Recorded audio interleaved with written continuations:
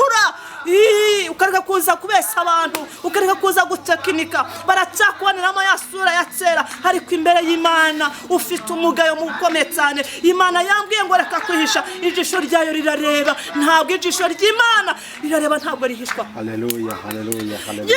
Imana yambwiye ngo isi imirimo yawe muri bya bindi byose ugenda ubeshya, ugenda unyanganya amanyanga. Nawe n'Imana nikuguhoreho kandi imbabazi z'Imana nizibane nawe. Uyu munsi tugiye kuganira ku kintu cyitwa amafaranga.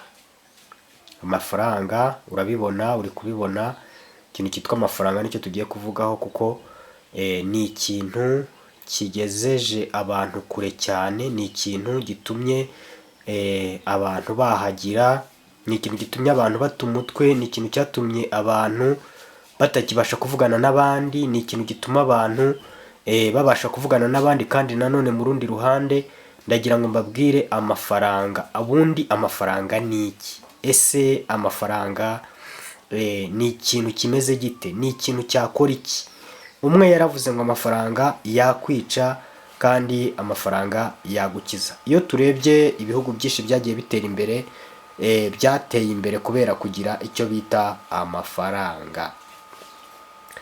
Ube hafi uze tuganire ku kintu cyitwa amafaranga, ujye kure kugira ngo uze kumva akamaro k'amafaranga. Ariko kandi dufite intego ivuga ngo hari ibintu bitanu wakora hanyuma nawe ukagira amafaranga. Ni ibiki? Ni ibihe bintu bitanu wakora hanyuma ukabasha kugira icyo bita amafaranga? Bana natwe, ntukureho urushinge. Babandi bajya bavuga ngo ni urushinge, ariko ntukureho amaso, amatwi yawe akomeze yumve ibyo tukubwira, kubera ko hari byinshi tuba twarabonye kandi hari byinshi tuba twaranakoze. Tuba dufite icyo bita inararibonye. Tugiye kukubwira ku kintu cyitwa amafaranga. Ni ibihe bintu bitanu wakora hanyuma nawe ukabasha kugira icyo bita amafaranga? Uri kumwe natwe, kingura umutima wumve kandi n'amatwi yawe akomeze kumva ikintu cyatuma ugera ku cyo bita itunga. Hari ababyita itunga, hari ababyita cash, hari ababyita ubutunzi, hari babyita amazina atandukanye. Ubundi amafaranga bayita amazina atandukanye. Umwe we yaravuze ngo ifaranga ni musoma kweri.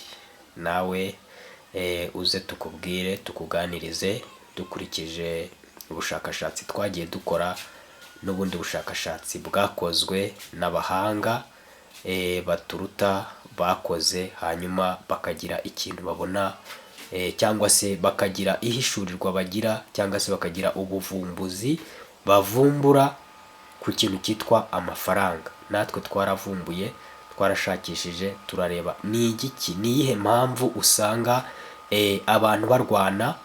Wajya kureba wabaza ngo murapfa iki, bati turi gupfa amafaranga. Ni iyihe mpamvu usanga abantu bicana. Wajya kureba ukabaza uti ni iki cyatumye umuntu apfa muri karitsiye, bakakubwira bati nta yindi mpamvu yatumye apfa, uriya muntu yashakaga amafaranga.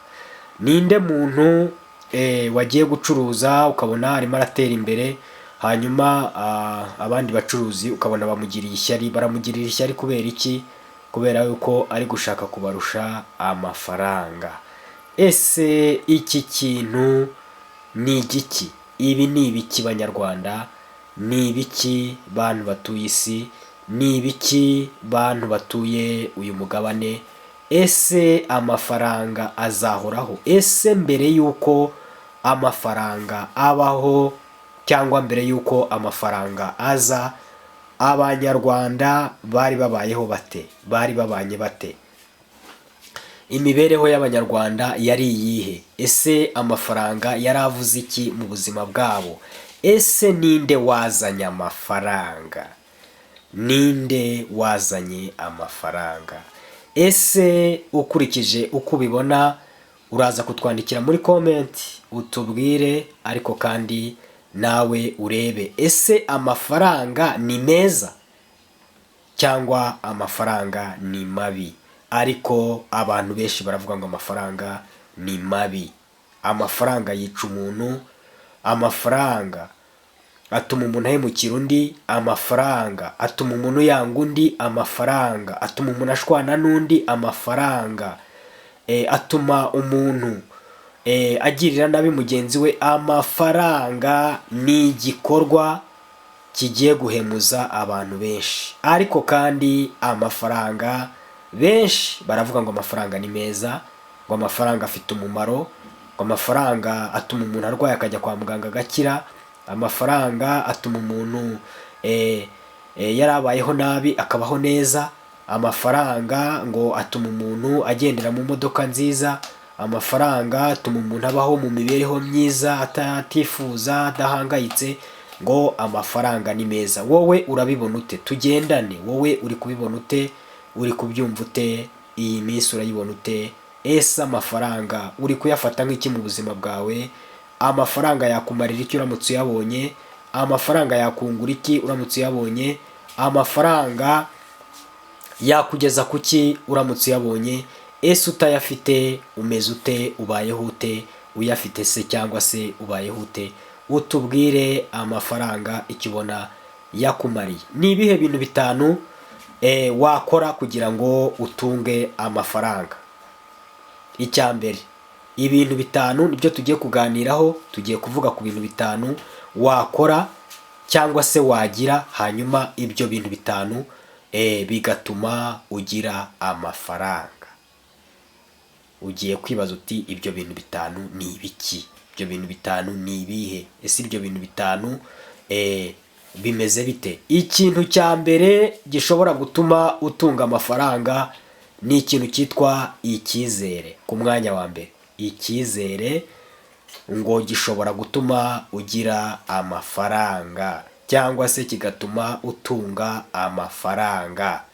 Ubwo niba icyizere kiri mu bintu bya mbere bibaho cyangwa biriho bishobora gutuma ugira amafaranga, ni ukuvuga ngo kutagira icyizere, kutigirira icyizere wowe ubwawe, kutiyumvamo icyizere bishobora gutuma upfana ubukene, kuko nta cyizere wigeze ugira cyo gutunga amafaranga. Mbere ya byose banza wumve ngo birashoboka. Ishyire muri wowe uvuge ngo birashoboka.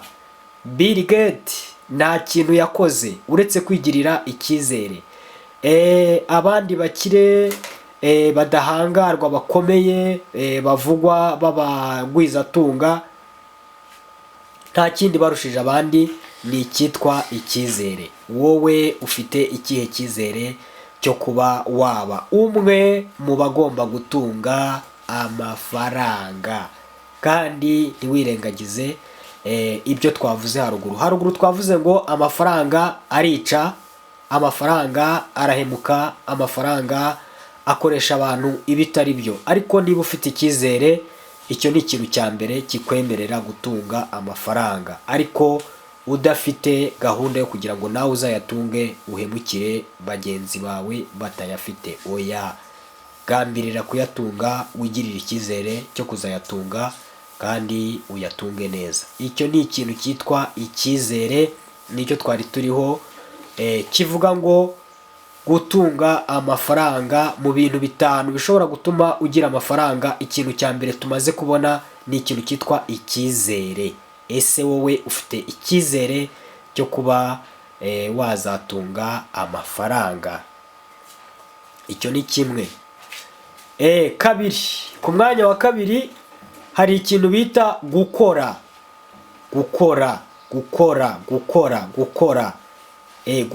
Gushakisha. Ikintu bita gushakisha. Shakisha, ushakire hirya no hino, ariko ushake ufite icyizere cy'uko ibyo uri gushaka uzabibona. Ushakishe ikintu cyitwa amafaranga, cyangwa ushakishe ikintu cyitwa imibereho. Umwanya wa kabiri tuhasanze ikintu bwita gukora, gushakisha, gukora, kugerageza, gukora, kurwana, kwirwanaho, kugerageza. Uwo ni umwanya wa kabiri. Umwanya wa gatatu kuba icyo wakoze utagomba kugisesagura. Uwo ni umwanya wa gatatu. Kudasesagura icyo wagezeho bishobora gutuma ugira amafaranga, bishobora gutuma ugira icyo wageraho. Uwo ni umwanya wa gatatu. Umwanya wa kane, kwirinda ubunebwe. Gukora ariko ukirinda ubunebwe. Ukirinda ubunebwe. Ntuvuge ngo maze kugera kuri aya ngo urekere aho ngaho uvuge ngo birahagije. Oya. Kwirinda ubunebwe. Ugakomeza ukagerageza ugakora. Turi ku kintu cyitwa gutunga amafaranga. Amafaranga. Gutunga amafaranga. Umwanya turiho nuvuga ngo kwirinda ubunebwe. Mu bintu ugomba gukora 5 harimo ikintu cyitwa kwirinda ubunebwe. Ugashakisha yayo ugezeho, ayo ubonye ntunebwe, ntuvuge ngo aragwiriye, ntuvuge ngo birahagije, ntuvuge ngo aya ngaya azantunga. Oya, shakisha ukomeze ugerageze, hanyuma ibyo biri mu bintu 5 bizakugirira umumaro, bizatuma utunga ikintu cyitwa amafaranga. Amafaranga. Iri ni ijambo rivugwa n'abantu benshi ku isi. Imigabane yose y'abatuye isi bibura bivugwa ko ku munsi umwe umuntu umwe mu bantu bose batuye ku isi uvuga ikintu cyitwa amafaranga gakeya ngo akivuga inshuro 3. Inshuro 3 ku mugabane wose w'umuntu wese w'ahantu hose hatuwe n'abantu ku isi. Uvuga gakeya amafaranga mu bantu bose avuga amafaranga inshuro. Rero ndagira ngo mbabwire ngo ikintu cyitwa amafaranga ni ikintu gikomeye, ni ikintu cyaciye ibintu, ni ikintu kiraje ishinga abantu benshi. Tugeze ku mwanya wa 5. Umwanya wa 5 ari wo mwanya wa nyuma. Ese ugeze hehe wowe? Ujye ushaka amafaranga. Ese wowe ugeze hehe? Utunze amafaranga. Ese wowe wayatunze kugeza ryari? Wayatunze igihe kingana iki? Ese icyatumye agucika ni ikihe? Igituma uyashaka ntuyabone ni ikihe? Aho si uko nta cyizere ufite, igirire icyizere, hanyuma ushakishe, ukomeze ukore, ugerageze ibishoboka byose, kandi ntucike intege. Amafaranga uzayabona, amafaranga azaza, amafaranga uzayatunga. Ugambirire neza kutazahemukira abantu nuyabona, kutazagirira abantu nabi umunsi wayabonye, kutazagonga abantu baguze imodoka kubera ko wabonye amafaranga, kutazabakandagiza ngo batere ibyondo kuko wabonye amafaranga. Oya, ahubwo wowe nuyabona uzayatware neza, nawe witware neza.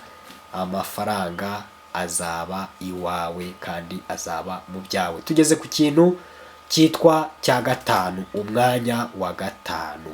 Umwanya wa 5. Umwanya wa 5 ari wo mwanya turiho wa nyuma.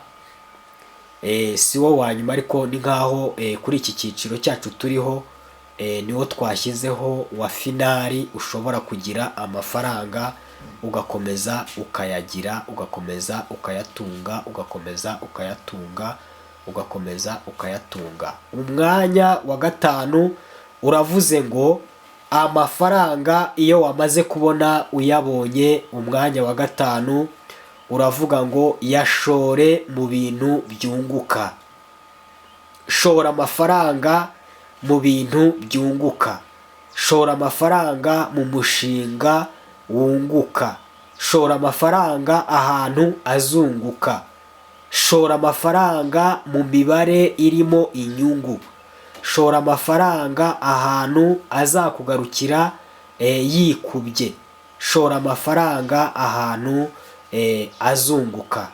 Wishora amafaranga mu bidafite umumaro.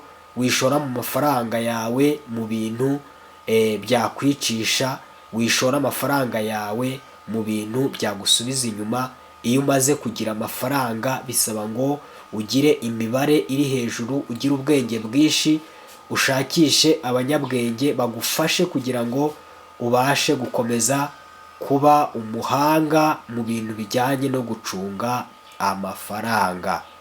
Kubera ko iyo umaze kugera ku rwego rwo kugira amafaranga, impamvu mbabwira iki kintu, reka mbabwire impamvu yabyo. Iyo umaze kugira amafaranga agaragara, uba ufite abantu benshi bashaka kugira ngo bagere ikirenge mu cyawe, bakora ibishoboka byose kugira ngo umwanya uwutakaze.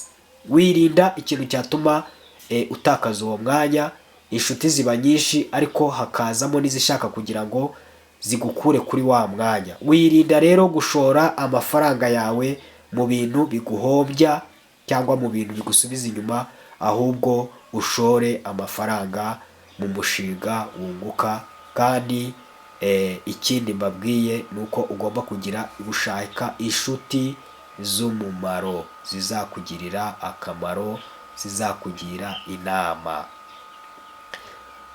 Tuzakomeza tubagezeho ibiganiro bimeze gutya, ibiganiro by'ubuhanga, ibiganiro bizima, ibiganiro by'ubwenge, kandi ibiganiro bizabafasha mu buzima. Niyo ntego yacu. Ciao ciao, murakoze.